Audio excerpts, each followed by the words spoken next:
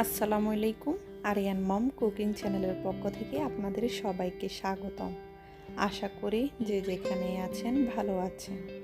আমরাও আপনাদের দোয়ায় এবং আল্লাহর অশেষ রহমতে অনেক ভালো আছি। বরাবরের মতো চলে আসলাম নতুন আরেকটি রেসিপি নিয়ে।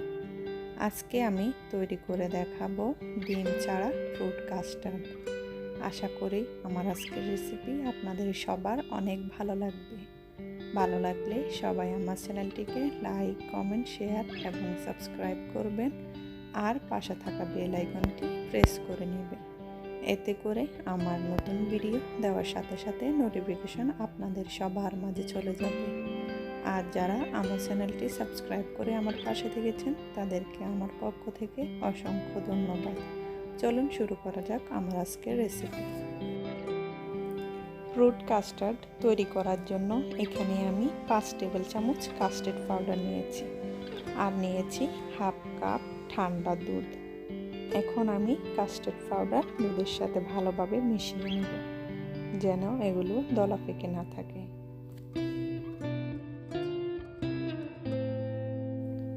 আমি দুধের সাথে কাস্টার্ড পাউডার ভালোভাবে মিশিয়ে নিলাম।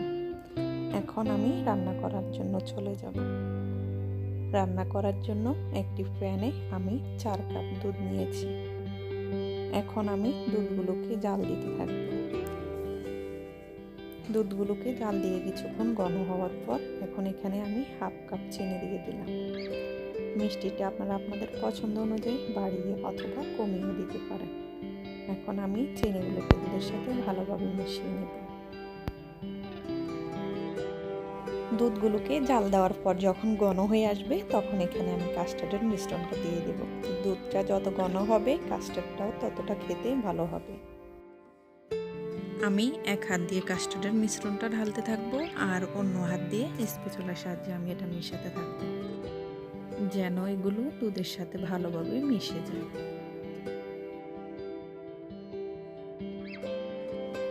এই পর্যায়ে আমি কাস্টার্ডের মিশ্রণটা নাড়তে থাকবো যতক্ষণ পর্যন্ত না কাস্টার্ডটা ভালোভাবে ঘন হয়ে যায়।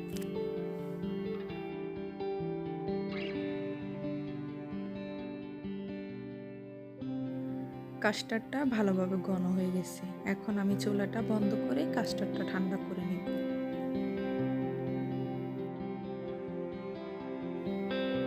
আমি এখানে একটা বাটি নিলাম আর আমি নিয়ে নিলাম 3 রকমের ফল।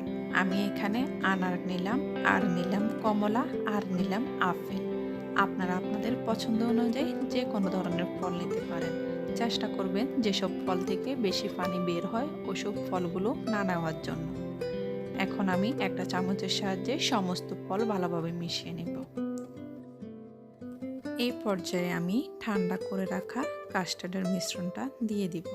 দিয়ে আমি একটা চামচের সাহায্যে ভালোভাবে ফলের সাথে মিশিয়ে নেব।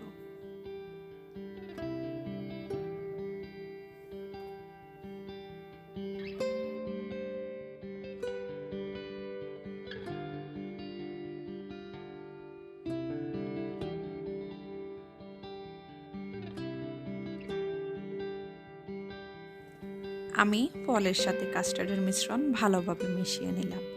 এখন আমি উপরে কিছু ফল দিয়ে ডেকোরেশন করে আপনাদেরকে দেখাচ্ছি।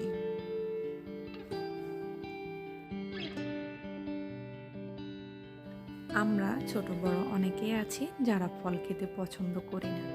যদি এভাবে কাস্টার্ড তৈরি করে দেওয়া যায় তাহলে সবাই মিশে খেয়ে ফেলবে।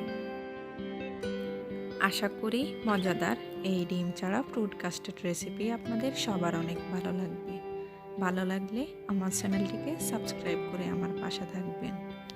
আমি যেন আপনাদের মাঝে নিত্য নতুন রেসিপি নিয়ে আসতে পারি।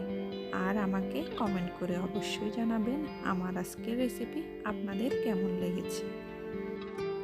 আর যারা সব সময় আমাকে সাপোর্ট করে যাচ্ছেন তাদেরকে আমার পক্ষ থেকে অনেক অনেক ধন্যবাদ। আজ এই পর্যন্তই, দেখা হবে অন্য কোনো দিন অন্য কোনো রেসিপিতে। সেই পর্যন্ত ভালো থাকবেন সবাই, সুস্থ থাকবেন, সাবধানে থাকবেন। আল্লাহ হাফেজ।